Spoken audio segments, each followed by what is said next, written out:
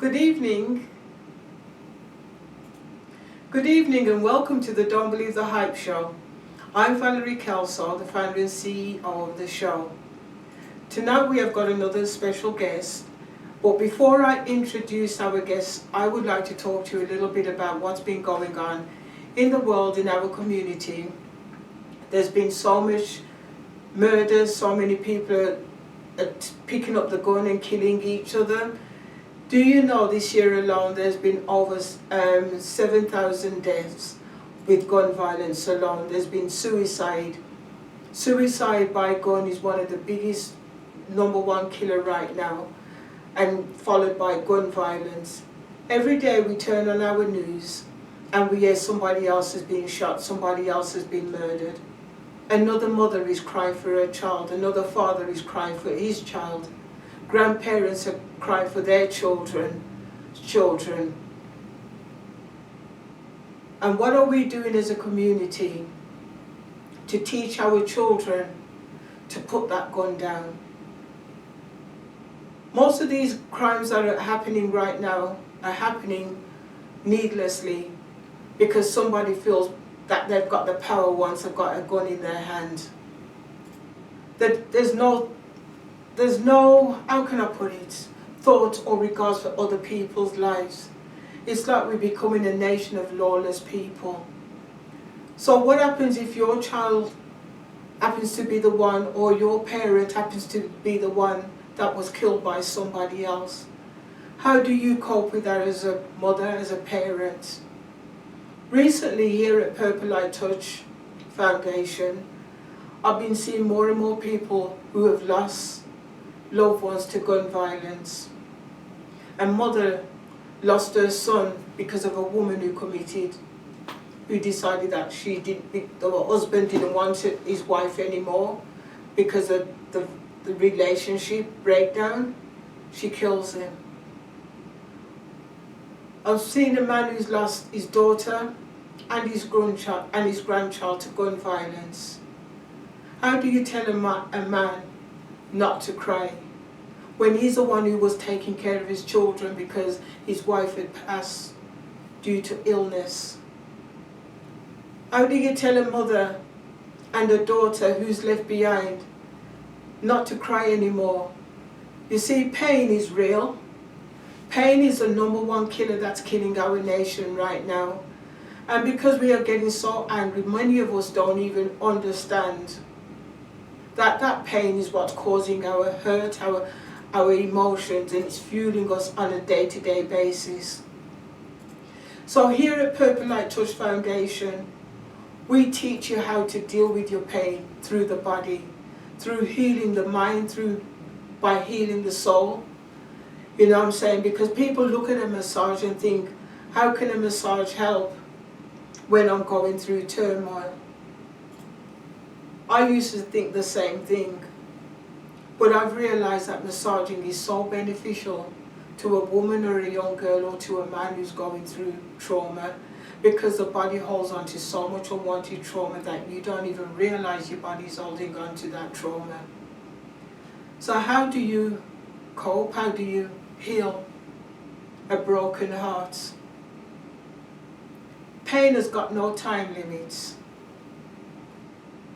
I was speaking to a group of ladies a few weeks back for Mother's Day. There was over 30 broken women in that room. They were crying, they were hurting. You should have seen that room. There was so much hurt and pain sitting in that room. 25 of those women had lost somebody to gun violence over the last few years. Now that COVID came and is almost, according to them, is gone, now you're seeing more and more people being killed because that anger, that frustration of being locked up in a house for over 2 years. Now we're going to see the aftermath from COVID. So how do you help somebody who's gone through trauma? How do you help somebody who's going through something That's why here at the foundation we really and truly need your help. We need your donations, we need your sponsors. We need you to just, you know what I mean, because everything that we do here, it's all free. We don't charge a woman or a young girl who's going through trauma. They can come in here, they can get empowerment, they can get prayer, they can get mentoring, they can get all the things that they need to help them back on the road of recovery. We offer computer classes, we offer t-shirt designs. You know what I'm saying? They can come in here and do voluntary work. Because our goal here at the foundation is to teach you a life skill. Because you don't have to live with trauma just because you faced trauma. We want Purple Light Touch Foundation to be a place of healing and of spiritual growth. So in a few minutes I'm going to introduce our special guest. Yes, I've been talking to you and you notice I've done a lot of talking. Our guest had to come all the way from Arlington, and she was not running late, but she had another meeting that she had to go to teach somebody else how to deal with trauma. So okay, I'm going to now introduce our special guest, Miss Felicia Williams. You can come.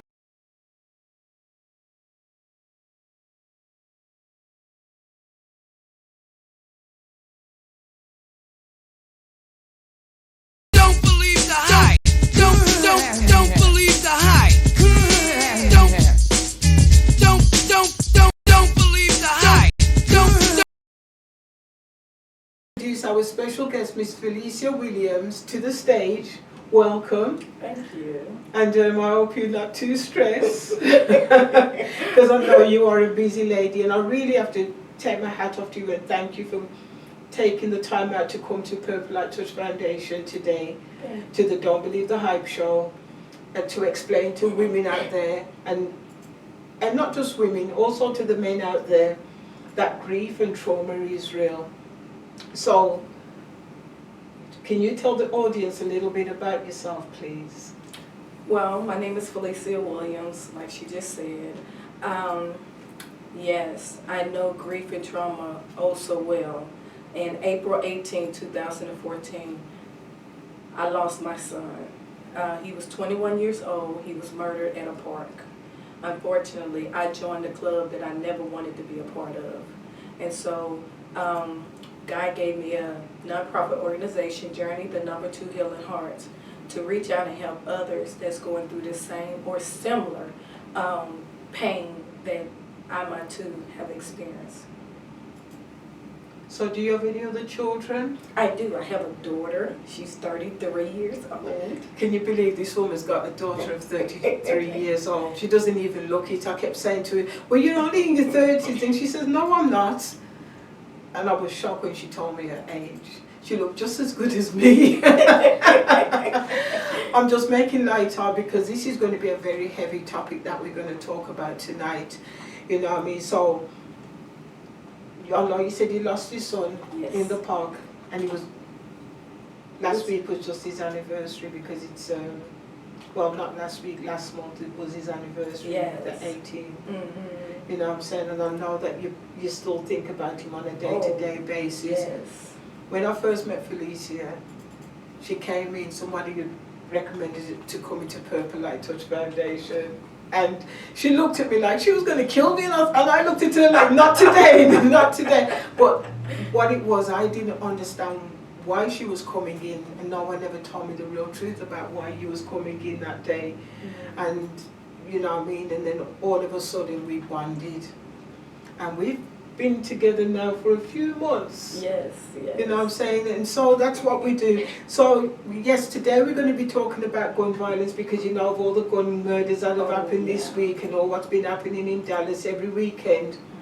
2-3 people are being killed. Yeah. And it's getting great. It's not easy. It's getting worse. Yes. So what's your take on what's going on in the community right now? One of the things that I could say to the community is speak up and speak loud and speak proud. No one want to join this club. I hate when I get sometime a phone call because I know why I'm receiving that phone call.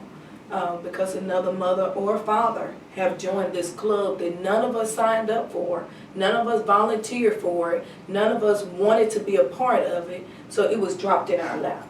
So, you know, talk to your children, because there's a lot of young people that's committing these crimes, as well as older people. You know what I've noticed? Like you're saying, a lot of young people, many of them don't even leave their community, but yet they all seem to have a gun. Mm-hmm. And there's nothing the police are really, there's nothing the police seem to be able to can do, knowing that all these young guys have got all these guns. Some of them don't even leave out of their postcode. So where are all these guns coming from? You know what broke my heart was with, I think the little boy was 13 or 14 years old. He was telling me and his mom that they buy guns in the school, in the bathroom, for $25. Oh, you're joking. No, $25 in the bathroom. That broke my heart, because you can't even get an apartment, but you can buy a gun. You can't buy alcohol, but you can buy a gun in the bathroom in the schools. But I thought the schools had like metal detectors and things like No, that. ma'am. No, ma'am. Some of the communities voted against it. I'm shocked. I'm speechless right now because I didn't even know that. You know what I mean? $25 to take somebody's life. Yeah. You know what I mean? That's like going to a restaurant and buying a meal. You can just about come out of there with spending $30. Yeah. And where are these children getting the money from to be able to come buy a gun? Yeah.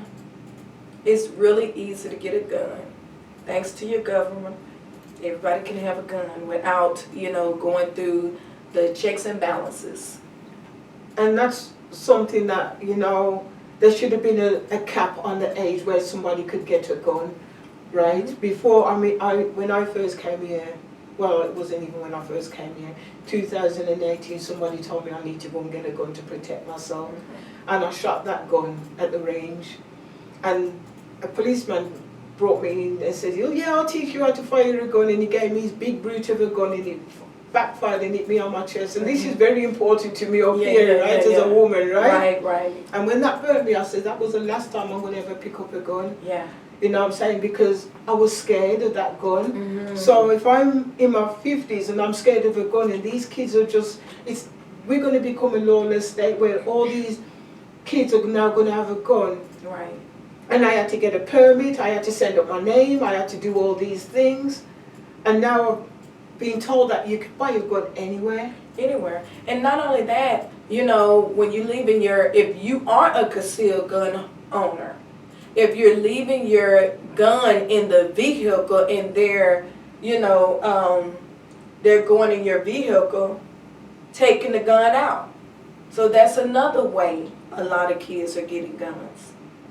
Because you're not locking your guns up, you're not securing your gun in your home, you're leaving them in the car. So when they break in cars and vehicles, guess what they get?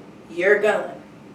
So what about the recent death where the guy went into the church and killed the people the other week?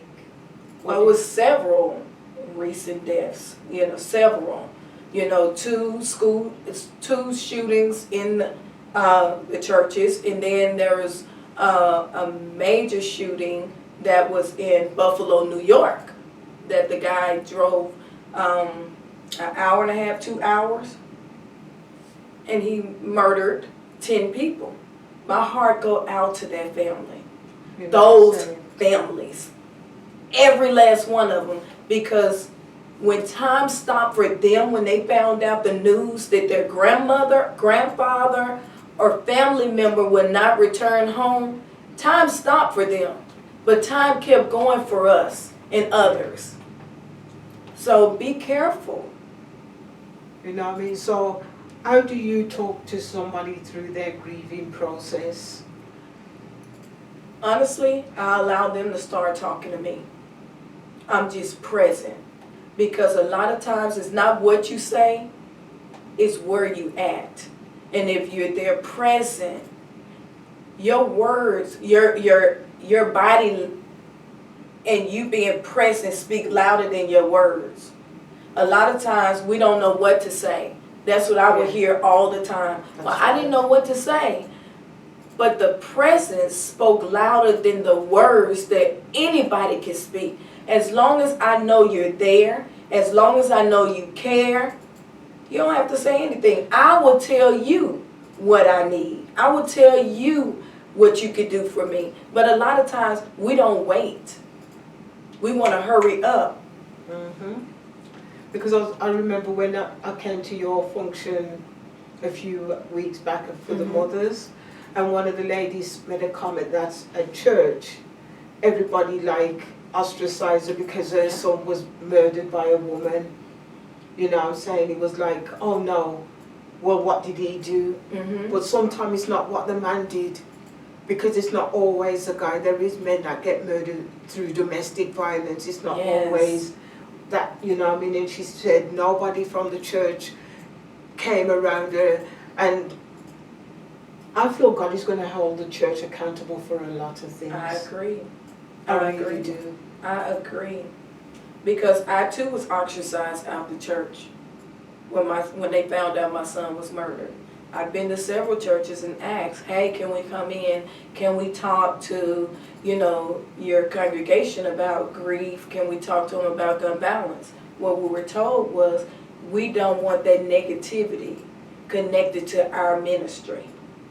And it's so wrong, because, like I was telling like my clients, that Jesus says, when I was hungry, did you feed me? Come on now. When I was sick, yes, where was you? Yeah. When I was knocking at the door, did you open the door? Yeah. You understand what I'm saying? And I was saying, I'm here at Purple Light, and somebody can come in, and I don't care who it is. Yeah. If I've got it, I'm going to help. Yeah. No matter, even if they don't do what they say they're going to do, that's not down to me. Because when God was knocking on the door, I still fed him. I still clothed him. Yeah. You know what I mean? That's why when people look at me and say, how can you do this? This is, where's the money come? I don't ever have to worry, because I'm doing God's will. Yeah. And so you know what I mean? And to me, a lot of the things that the church is doing, they're falling flat on their face, because they are not doing God's will. Because a mother coming in crying because she lost her son, that's supposed to take precedence over anything in that church. Yeah. Or even a loved one. Yeah. But I feel now we've become a nation where we don't care. I think we have been desensitized, because gun violence and murder, homicide, suicide, domestic violence has been up here on a rise for a minute now. And so it's like that you just been desensitized. Remember, we talked about how, you know, the pandemic came around and it's still here. We would point the thermometer in people's face. That's like right. This. And so when you're just startled with the thermometer pointed in your face, what's the difference when a person point a gun in your face? That's right. There's no difference. Because I could have made that thermometer look any other way, but like I tell my clients when they come in, no, I'm not putting it in your face, because I'm desensitizing you. Yeah. So I always put it on the wrist. Right. Because people don't realize the little things until it's too late. Right. And like I always tell people, God says we are not going to die because of pain, we're going to die because of lack of knowledge. That is going to be our number one killer, is a lack of knowledge. Amen. And so you talking about gun violence, you going around speaking about it, advocating for the women, and trying to help another woman, you know what I mean? So how do you reach these women who are going through something? And men. Right. Word of mouth, a lot of times. Social media, a lot of times. The news. So that's how I reach them. Most of the time they reach me. And so, and I answer my phone when they call. That's like me. And I don't care what time it is. When you call, I'm going to answer. God will give me the strength to continue to walk through this process because He allowed me to go through it. So, like, I'm going to ask you a question. A woman is now crying because she just lost her son probably just a few minutes ago, or an hour ago, might be a day ago. What advice could you give that woman right now? Mother, I'm here with you. You don't have to walk through this alone. We're going to walk through it together. Because God said in His Word, how can two walk together unless they be in agreement? And I know you in agreement with me, and I'm in agreement with you. And as we walk through this, we're going to get through it. And we're not stuck or stopped. We're walking through it. So when you're walking through it, you're moving. You're making moves. It's action. You're doing something. When you're not doing anything, you're stuck in quicksand. And it's like you're drowning. So as long as we can move and we can walk through it and we can cry through it, when your sister or your brother is crying, lend a shoulder and an ear to hear them cry. Lend a shoulder, hug them. Because we don't know when we're going to be in that seat one day. That's right. So what you give, you will receive back in return. Because there was a young lady on my Facebook page, and she just lost her 16-year-old son. Yes. And I see her and I watch her, and I don't know this lady, she's in another state. Yes. And I really want to say to you, you need to connect with Felicia, I really do. And I sent her the link today, hoping that she's going to come on and watch our show. Yeah. You know what I'm saying? Like I said, she was a young mother. And every day I see her crying on Facebook, I wish I could have my 16-year-old son. Parents, I've never lost a child to gun violence, so I don't know what it feels like when I have lost a child. You need to talk to your children. You need to let them understand that it's not everything that you see you can have. There is a process to everything. And like I was telling Felicia, just because your child is not here with you face to face, as long as you're still alive, your child is still alive with you. Because he's always going to be half of you. And that child wants you to keep on living, because as long as you keep on living, you're helping somebody else. Yes. You're helping another woman, you're helping another guy, you're helping a grandmother, you know what I mean? Because grandparents tend to be forgotten in all this. Yes. And you see on the news, it's always the mother on the news. Where are the fathers in all this? You know what I'm saying? It's all right having all these different baby mothers, but nothing is worse than having to bury a child. Oh. Remember we was talking about that the other day. I never had a child to bury my child. We wasn't educated and taught how to, or equip ourselves how to bury our children. We were taught to prepare to bury our parents. And so when you lose a child, whether it's due to homicide, suicide, whether they're sick, whether they go to sleep and don't wake up, when you lose a child, that's a piece of you that you've lost too. And it's difficult and it's hard. So I had to pray my way through some situations and circumstances. If it wasn't for God, I don't know where I would be to this day. Because when the funeral was over and the people left, I didn't have nobody but God. So I give Him credit. The reason I'm still here to speak to you and so many others is because of the grace of God that rests on my life. And you can have God in your life before, in the middle, and even after. Let me tell you something. I didn't know how to pray anymore because my faith was challenged. My faith was challenged. Now, I used to go in and pray and get a breakthrough for so many people, especially young people. But when the enemy came in and hit me like that in my gut, I went down. I didn't know what to say. So I sure didn't know how to pray. The only thing I could say is, Lord, have mercy. Lord, have mercy. And an older woman told me, she said, that's a prayer within itself. That's right. So a lot of times, we don't need you hitting us on the up on top of the head with the Bible, with all the scriptures and the cliches that you've heard other people say. Just be there. Show that you care. When you show that you care, you're not just speaking a lot of fluff, a lot of words, but you're there.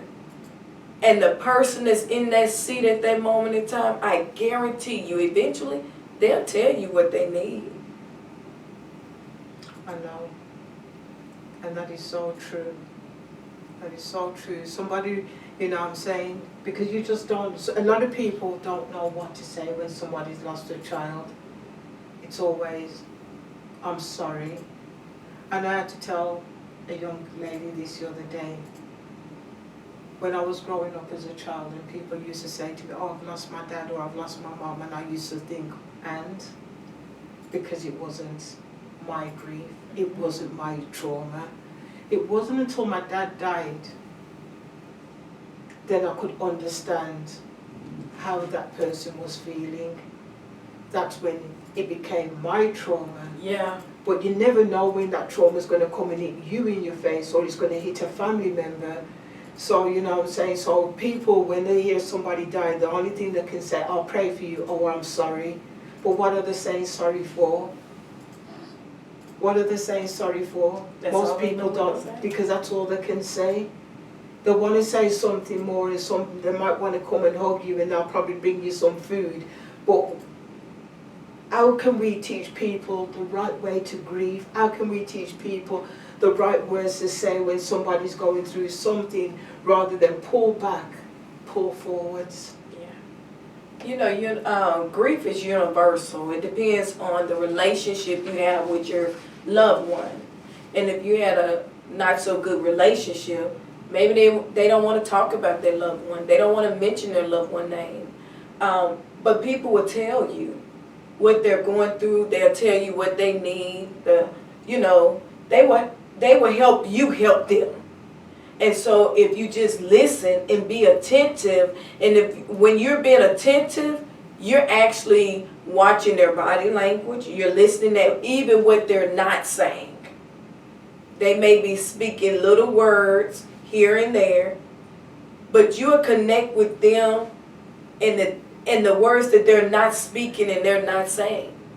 Okay, can I ask you another question, right? So like family members who, like you lost your son, and you know you got your family members, and sometimes the family is the hardest person to pull to you, because what can they say to another family member who's gone through something? Oh my God, that was very difficult, because I asked my family a question, and it just, I guess it started confusion, to be honest. And the question I asked was, I wanted to share with them what I needed. But I also wanted them to share with me what they needed, because grief didn't just happen to me. It happened to all of us, our family. It happened to my son's friends as well as our friends. It happened to our community as well. The only way I could teach you and you could teach me is us having a conversation about it. But in the black community and the brown community, a lot of times we run from it and we withdraw ourselves from it, instead of pulling forward to it. And let's have this dialogue. there's no longer pushing things under the carpet. Well, what go on in this house, stay in this house. That meant we need to break that curse, because that's exactly what it is. Because people are crying and dying at the same time.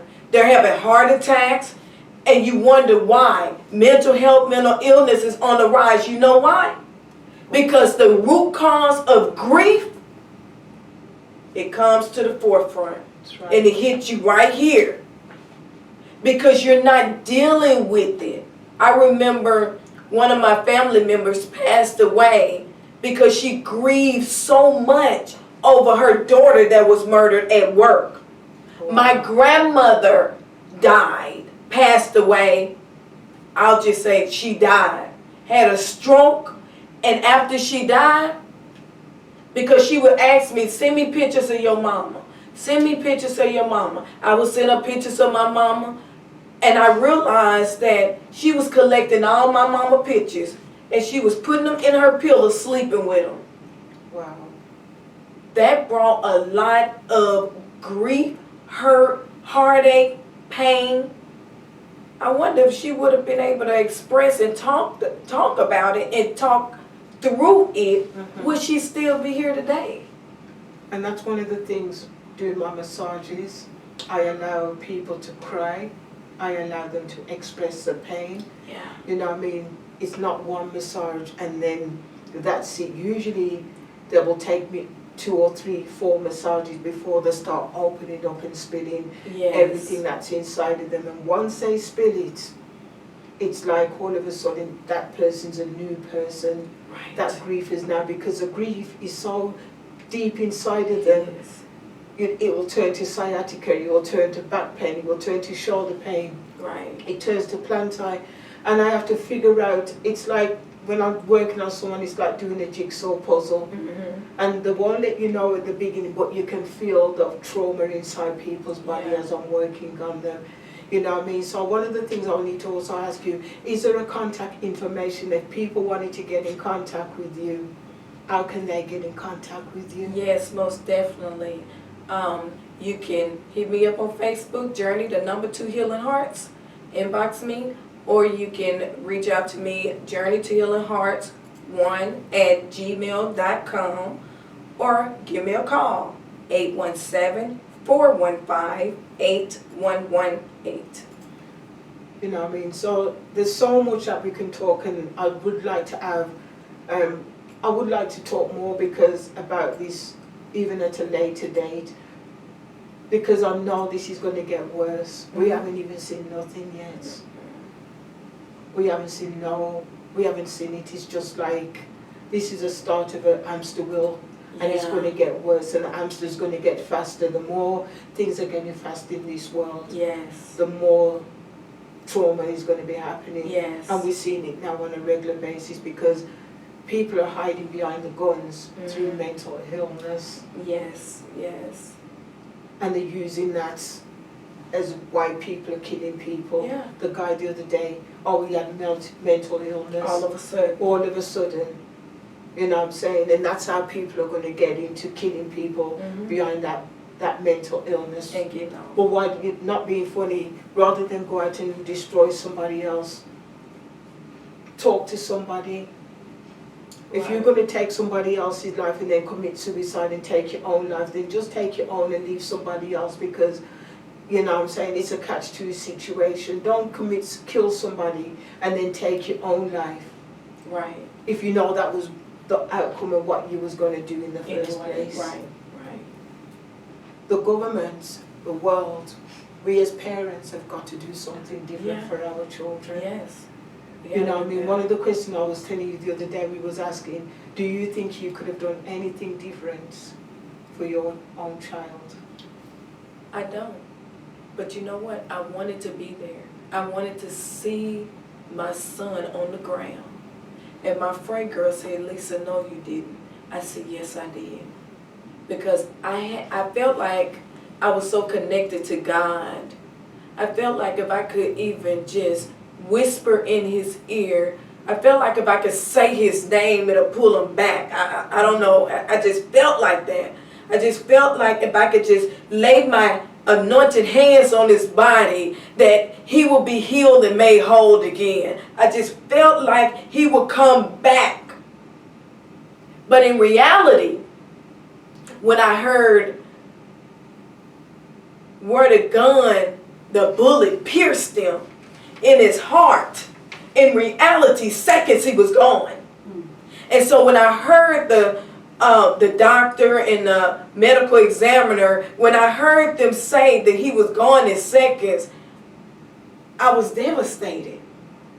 Because how can someone so evil shoot a gun and take somebody off the face of the earth, and he don't even know his name, don't know nothing about him? How can you be that cold-hearted?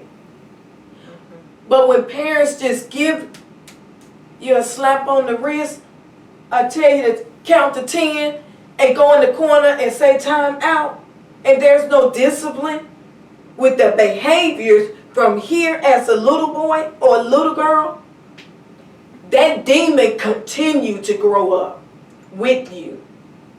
That's right. And so I was sharing with someone one of my clients, I said, yeah, we teach our children when they get their driver's license. We teach them that you're not only driving for yourself, but you're driving for everybody around you. It's the same thing. We're not just teaching our children to walk out the door and be a productive citizen in our community, in the world, but we're teaching them also how to watch your back. Also, how to be aware of what's going on around you. Also, when you hear about a confrontation, don't go to it. Avoid it. A lot of times we don't speak on conflict resolution. A lot of times our children do not understand conflict resolution. And how they deal with conflict is how they saw their parents deal with conflict. How they saw the teachers and other adults deal with conflict. And when they see it, they demonstrate it. That's right. And we don't even teach our children that even being in a project is only short term. Mm-hmm. You can change the condition of your life at any time. Yeah. You don't have to, because so-and-so says, let's go. You have to go. Yeah. You can be the one that says, no. Yes. Let's stop. Because mommy and daddy has taught me something different. But when a child hasn't seen mommy or daddy do anything productive in their life, how is that child going to do something productive back in theirs? But you know, we all have choices. We don't have to be a product of our environment. That's a choice. Mm-hmm. Whether you've seen it all your life, you have a choice to come up out of however you was raised, whatever that circumstance around you was. You still have a choice. That's right. You could go to college, you could go to military, you could take up a trade. You have a choice. But we make up so many excuses for our children today. That's right. And we need to stop, because we are held accountable also for what we did and what we didn't do. That's right. So what resources do you offer for the community that you, for those who are suffering with gun violence? Ooh. Yes, what I offer is support, walk them through the process. Some of them know what to do, some of them don't know what to do to prepare for their son or daughter's funeral. After the funeral, if it's a murder, they're going to trial. I walk them through that process of being there with them. Sometimes families don't show up for the trial. Wow. They don't. But the parents, most of the time, the mother is there. Wow. And the mother already grieving and hurting. She has to relive that day. She has to hear what other people say, whether good or bad, right or wrong. She's reliving that pain all over again. So it's like snatching a Band-Aid off of a gunshot wound. Wow, you're joking. No, ma'am. My daughter and I and one of my sisters, we were at court. It was dark outside when we made it to Tarrant County courtroom. And when we made it home, it was dark outside. That's crazy. That's trauma within itself. That is so terrible. So did you not have any support from anybody, like politicians or anything? You know what I mean? Is there any way you can change, you're trying to change the law, or are you trying to do anything like that for people who have gone through violence? I connected with Moms Demand Action. Mm-hmm. So, spoke with them, been on calls with them and stuff like that. I know that's what they're doing. We don't have to reinvent the wheel. That's when right. someone is already doing a thing Yes. and it's more of them, you just connect with them and you get on the bandwagon with them and you help push them to change the laws. When God gave me Journey to Healing Hearts, He gave me Journey to Healing Hearts. He said, reach out and help others. As you reach a helping hand out for others, I'm healing you. That's right. At the same time, they're being healed. So what I didn't get, now I give back. That's awesome. So we're coming to the end of our show, and I wanted to ask you one final question. What does Don't Believe the Hype mean to you? Don't believe the hype means to me, you don't have to believe everything you hear us say. Don't believe the hype. Come on the show. Allow her to interview you. Allow her to speak life into you. Touch your body in a way that you've never been touched before, with all the toxics that we have built up on the inside of us to be released. Know one thing, that God gave us emotions and He gave us tears. Jesus wept. So can we. Thank you very much. I didn't want to tell people that you came on my table. I'm sorry, I did. It's okay. It's okay, you know what I'm saying? I was hurt. Right? And I needed a release. And I sure gave you that right. Yes, ma'am. I needed a release. Especially after the event, the mother's event. You know, that was difficult. It was. To hear it really, so really many was. mothers sitting around the table, 30-something mothers grieving I know. their children. And it's just right here in the DFW area, and that makes it even worse. Because I didn't even know so many parents had lost their children to gun violence. Because you sort of become oblivious to some, you see it on the news, but it's like, okay, it's not just, me. It's just a 30-second clip or a minute, and then it's on to something else like it's nothing.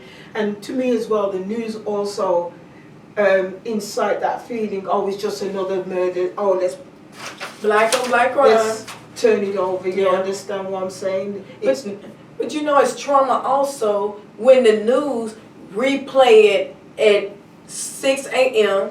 They replay it again at 12. They replay it again at 5 or 6. They replay it again. That's trauma because you're seeing that over and over and over. They continue to bring trauma to people. Didn't even look at it like that. That the building trauma, you know what I'm saying? It's trauma. And then you can look on Fox News, you can look on CNN, you look on LX, and it's like all of them, no matter what news, it's like it's just being put in your face. And it's always, you see the families crying, and then let's go on to something else. There's never a full news coverage of, you know what can we do in our community to help these children realize that this is not the way. Yeah. When is somebody going to stop and say, this is not the way? After my son was murdered, I walked up and down Cooper with a big old poster by myself. I had my son on the poster. I said, this is the ripple effect that gun violence leave on families. And I walked. I cried. I walked. People would pull over and start walking with me.